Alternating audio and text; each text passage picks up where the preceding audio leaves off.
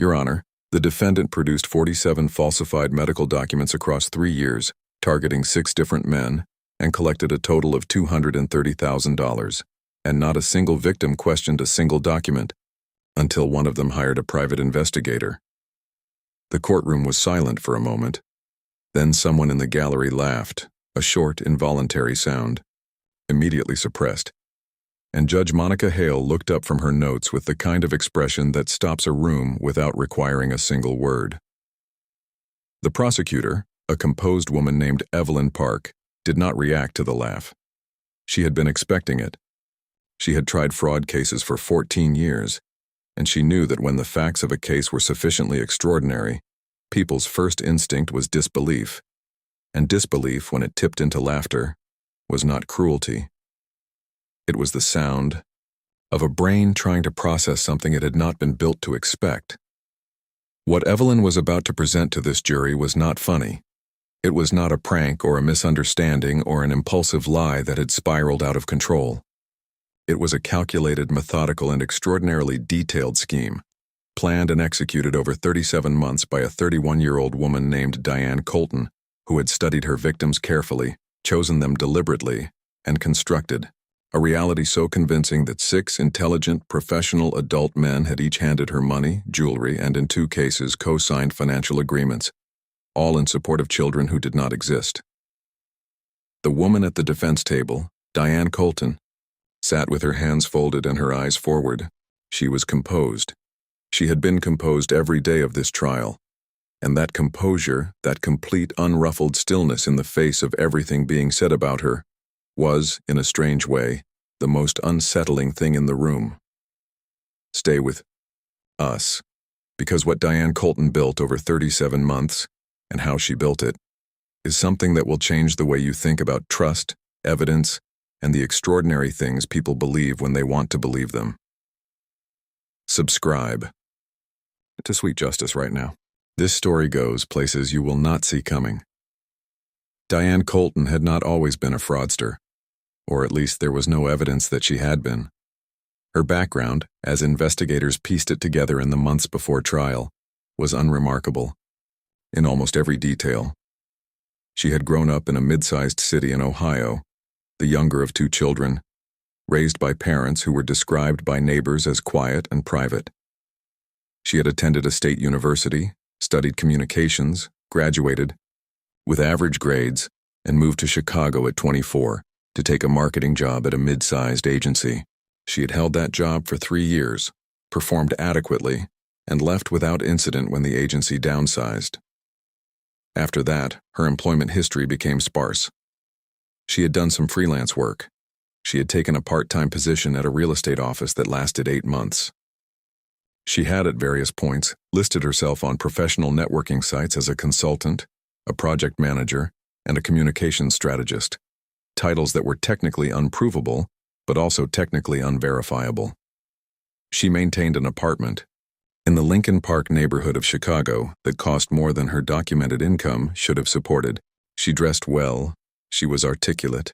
She was, by every account of people who had encountered her, socially charming, warm, and very easy to talk to. She was also, it would eventually emerge, an extraordinarily skilled researcher. The first victim, the prosecution used the word victim, and the defense objected to it repeatedly without success, was a man named Thomas Yates. He was 36, a financial analyst, recently divorced, and had met Diane through a dating application in the spring of what would later be identified as month 1 of her scheme. They had dated for 3 months. The relationship had been, by Thomas's account, intense and moving quickly. Diane had been attentive, emotionally present, and had spoken early and often about wanting a family. Thomas, who had come out of a difficult marriage without children and was beginning to feel the particular anxiety of a man in his mid-30s watching time pass, had found that quality in her deeply appealing. In month 4, Diane told him she was pregnant. Thomas's response had been complicated: surprise, anxiety, and underneath both of those, something he had described to investigators as genuine happiness. He had not been ready, exactly, but he had not been unwilling. They had talked about next steps. Diane had shown him what appeared to be a positive pregnancy test. She had mentioned an obstetrician. She had, over the following 6 weeks, produced 2 ultrasound images and a letter on what appeared to be official medical letterhead confirming the pregnancy at 10 weeks. Thomas had offered to come to appointments. Diane had said she preferred to go alone for now, that she was still processing the news emotionally and found medical settings overwhelming when she was not alone. Thomas had accepted this. He had also, over the following 8 weeks, transferred a total of $22,000 to a joint account Diane had suggested they open for baby preparations. Furniture, medical costs not covered by insurance, a deposit on a larger apartment they had discussed moving into together. In month 7 of the pregnancy, Diane miscarried. She told Thomas by phone, her voice steady but strained. She said the doctors had confirmed it. She said she needed time and space to process what had happened. She said she still cared about him deeply, but needed to step back from the relationship for a while. Thomas had given her the time and space. He had never asked for the money back. He had grieved what he understood to be a loss, and he had eventually moved on, carrying the weight of it the way people carry losses they cannot fully explain to others. He had no idea he was the first. Subscribe to Sweet Justice right now if you are not already subscribed. Because what Diane did between Thomas and the 5 men who came after him is the part of this case that investigators could not fully believe even after they had documented every detail. After Thomas, Diane had waited 4 months before beginning again. The waiting period, investigators would later theorize, was not grief or recovery. It was refinement. Because the scheme she ran on her second victim was more sophisticated than the first in almost every technical detail, the medical documents were better.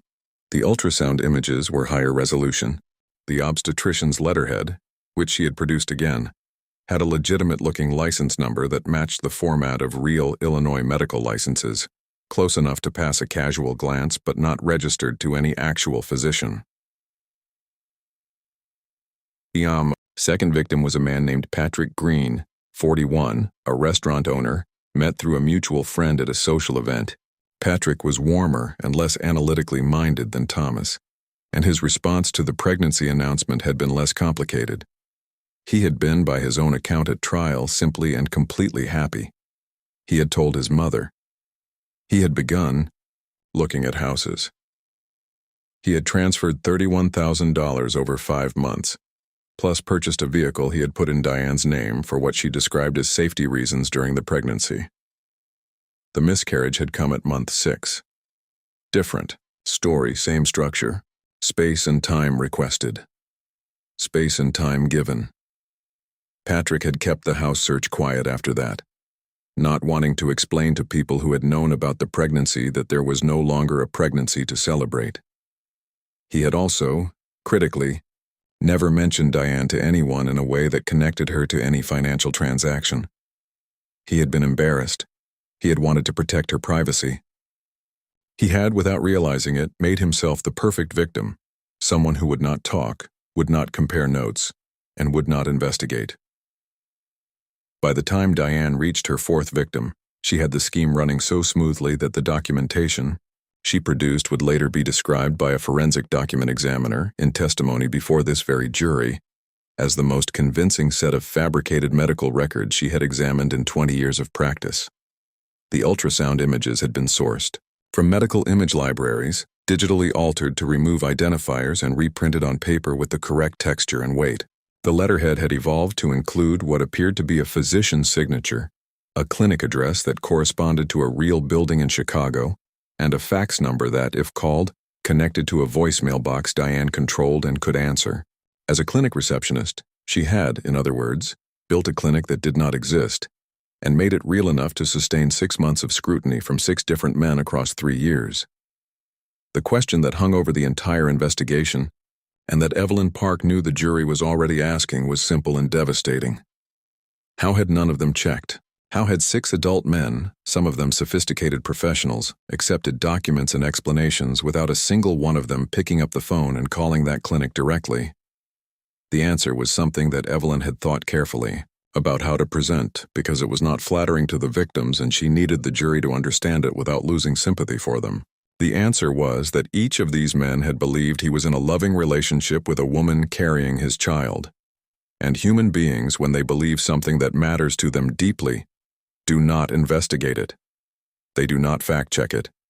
They receive the ultrasound image and they feel something: wonder, joy, terror, love. And that feeling is so powerful that the idea of questioning the image feels not like prudence but like betrayal. Like saying, I do not trust you to the person you are building a future with. Diane Colton had understood that completely. She had counted on it entirely. The investigation into Diane Colton began not with a complaint from a victim, but with a private investigator named Roland Marsh, hired by the fifth man she had targeted, a 44-year-old architect named Stephen Cho, whose sister had become suspicious after he mentioned the pregnancy and the financial transfers to her during a family dinner. Stephen's sister, a woman named Hannah, had not been suspicious of Diane specifically. She had been suspicious of the situation, of the speed, of the financial requests, of the fact that her brother had never met Diane's family or any of her friends, and of the specific detail that Stephen had never been permitted to accompany Diane to a single medical appointment. Hannah had said nothing to Stephen. Instead, she had called Roland. Roland had taken the case on a Monday. By Thursday, he had identified the clinic address on Diane's letterhead as a building that housed a dental practice and 2 accountancy firms, and had never contained an obstetrics practice at any point in its history. By the following Monday, he had traced the fax number to a prepaid voicemail account registered under a name that did not match Diane's but whose payment method traced to a debit card linked to her bank account. He had called Hannah. Hannah had called Stephen. Stephen had not believed it at first. He had called the clinic number himself from a different phone and listened to the voicemail greeting, a professionally recorded message for a practice that did not exist. He had called back on his regular phone. The same message. He had left a message asking to speak with a physician whose name was on the letterhead. Diane had called him back within the hour from what appeared to be an office environment, introducing herself as the clinic's patient coordinator and confirming that all of Stephen's partner's records were in order. Stephen had sat with that phone call for 2 days. Then he had called Roland back and said, "Find out everything." Roland found Thomas Yates within a week. Thomas, when Roland called him and explained what he was investigating, had been silent for a very long time. Then he said, quietly, "I need to sit down." He had found Patrick Green within 10 days. Patrick's reaction had been anger, immediate, complete, and entirely understandable. He had wanted to go to the police that same afternoon. Roland had asked him to wait, to let the picture become complete before anything was reported, so that the case would be as strong as possible when it was. Patrick had waited. It had cost him considerably to do so. By the time Roland brought the full file to the Chicago Police Department's Financial Crimes Division, he had identified 6 victims, documented transfers totaling $230,000, located 14 falsified medical documents, and traced every element of the fake clinic infrastructure to accounts and devices linked to Diane Colton. The investigation that followed took 4 months, involved a forensic document examiner, a digital forensics specialist, and 2 detectives who described the case in their combined 30 years of experience as unlike anything they had encountered. Diane was arrested on a Tuesday morning at her Lincoln Park apartment. She had opened the door, looked at the 2 detectives standing in her hallway, and said, "I would like to call my attorney." She had not said anything else. Her attorney, a defense lawyer named Gerald Fox, had spent the weeks before trial attempting to construct a narrative around mental health, suggesting that Diane suffered from a psychological condition that caused her to construct false realities she herself believed. The argument had not survived contact with the evidence. The level of technical sophistication involved in the scheme, the sourced medical images, the registered voicemail, the clinic infrastructure, the careful selection and sequencing of victims, was not consistent with delusion. It was consistent with planning. Gerald had pivoted to a secondary argument about the admissibility of some of Roland's early investigative findings, which had also not succeeded. By the time the trial opened, Gerald's realistic options were limited. He was going to cross-examine every victim as thoroughly as the facts permitted, challenge the forensic document examiner's conclusions, and hope that the jury found something in Diane's composure that read as innocence rather than calculation. Subscribe to Sweet Justice right now, because the moment Thomas Yates took the witness stand and told this jury what he had felt when he first saw that ultrasound image is the moment this trial stopped being about fraud and became something much more human. Thomas Yates took the stand on the third day of trial. He was 39 now, 3 years older than when he had met Diane, and he carried those 3 years in a way that was visible, not broken, but changed. He answered Evelyn Park's questions carefully and completely, walking the jury through the relationship, the announcement, the documents, the transfers, and the miscarriage that had ended what he had believed was the beginning of his family. Evelyn asked him, near the end of the direct examination, what he had felt when he first saw the ultrasound image Diane had shown him. Thomas was quiet for a moment. Then he said, "I felt like my life had started. I know how it sounds. But that is what I felt.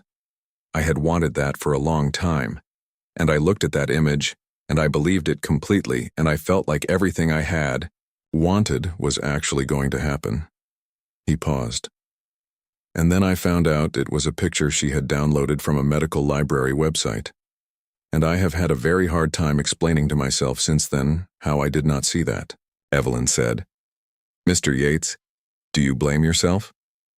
Thomas said, "Every day, and I know I shouldn't. But yes, every day."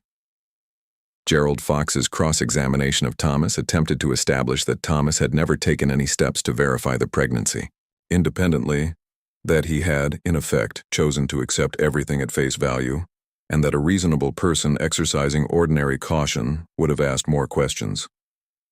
It was a delicate argument to make about a man describing the loss of what he had believed was his child, and the jury watched Gerald walk it with the visible awareness that there was no version of it that felt comfortable. Thomas said simply, "You are correct that I did not verify it. I did not verify it because I trusted her. And I think if you are suggesting that trusting someone you are in a relationship with is a failure of judgment, I would like the jury to consider what that says about what we expect from each other." Gerald moved on. Patrick Green testified next. His testimony was shorter and angrier. He answered questions directly and with a precision that suggested he had been rehearsing his answers for a long time. When Evelyn asked him to describe the moment Roland Marsh had called him, he said, "I felt stupid, and then I felt furious. And then I felt stupid again for feeling stupid, because I know now that what she did was designed specifically to work on people who were not stupid. It was designed to work on people who were hopeful. And I was hopeful. I thought I was going to be a father." When Gerald cross-examined Patrick looked at him steadily throughout every question and gave answers that were so precise and so unshakable that Gerald ended the cross-examination 4 minutes earlier than his notes had planned for. The forensic document examiner, Dr. Carol Singh, testified for an entire day. She walked the jury through each of the 14 documents, the pregnancy tests, the ultrasound images, the clinic letters, the physician signatures, and explained, with illustrations projected on the courtroom screen, exactly how each one had been fabricated. She described the digital manipulation of the ultrasound images. She described the letterhead construction. She described the voicemail infrastructure and how it had been used to intercept verification attempts. Judge Hale said at one point during this testimony, "Dr. Singh, I want to make sure the jury understands this clearly. Are you saying that the voicemail system was set up specifically to intercept calls made to verify the clinic's existence?" Dr. Singh said, "Yes, Your Honor. The system was configured so that calls to the clinic number from numbers she did not recognize would receive the recorded greeting. Calls from numbers she had stored, specifically the victim's numbers, were routed to a secondary line she answered personally. She could, in effect, be the clinic when she needed to be." Judge Hale looked at the jury. She said nothing. She did not need to. Gerald Fox's closing argument was the best he could do with what he had, which was not much. He focused on the gap between fraud and mental illness, suggesting the jury could not be certain which they were looking at. He noted that no physical harm had been done to any victim. He asked the jury to consider whether the prosecution had established criminal intent beyond a reasonable doubt or whether they were looking at a deeply troubled woman whose behavior, however harmful, reflected illness rather than calculation. Evelyn Park's closing was 17 minutes long and required no props, no raised voice, and no dramatic pauses. She simply walked the jury through the infrastructure, the voicemail system, the image sourcing, the letterhead evolution, the selection of victims, the 4-month gap between victims 1 and 2 during which every element of the scheme had been improved. She said, "Ladies and gentlemen, illness does not iterate. Illness does not pause to upgrade its documentation. Illness does not build a fake medical clinic with a call routing system designed to intercept verification attempts. What you have seen in this courtroom is not illness. It is engineering." She sat down. The jury deliberated for 6 hours. They sent out one question, asking for the timeline of the 4-month gap between victims 1 and 2 to be confirmed in writing. Judge Hale sent it in. 2 hours later they returned. The foreperson, a retired postal worker named Gerald Sims, stood and read the verdict form in a voice that did not waver. On count 1, wire fraud, guilty. Diane Colton did not move. Count 2 through count 6, fraud by wire, each count, guilty.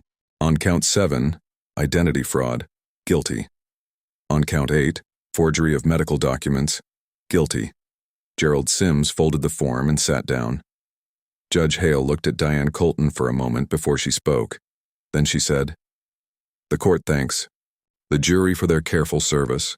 Sentencing will be scheduled for 30 days from today." She paused. "Ms. Colton, I would encourage you to use that time thoughtfully." Diane said nothing. She was still composed. She had been composed every single day of the trial, and she was composed now. Whether that composure was strength or something else entirely was a question that the people in that courtroom would take home with them and think about for a long time. Diane Colton was sentenced to 9 years in federal prison. She was ordered to pay restitution of $230,000 to the 6 victims. The vehicle she had put in her name using Patrick Green's money was repossessed, and its value applied to the restitution order. The apartment in Lincoln Park was vacated. The fake clinic ceased to exist. It had never really existed. And its infrastructure was dismantled by digital forensics teams who kept photographs of it as a case study in financial fraud sophistication. Thomas Yates gave a statement to the press after sentencing. He said only 2 sentences. He said, "I hope the other men in this case find a way to stop blaming themselves. What happened to us was not our fault." Then he walked to his car and drove away. Roland Marsh, the private investigator whose work had started everything, was asked in a later interview what had struck him most about the case. He said, "The patience of it. Most fraud is rushed. People want the money, and they move fast and they make mistakes. She did not move fast. She moved carefully, and she improved every time. And if Stephen Cho's sister had not been paying attention, at a family dinner, she might still be doing it right now." He paused. Then he said, "The scariest frauds are the ones that are still running when you find them. That is what sweet justice is here to show you. Not just the verdicts, not just the handcuffs and the sentencing hearings, but the mechanics of how these things work, how trust becomes a tool, how hope becomes a vulnerability, and how the truth, when it finally surfaces, does so because one person decided to pay attention." Subscribe to Sweet Justice for new Courtroom. Stories every day. Share this with someone who needs to hear it. Hit that bell and stay with us. We will see you very soon.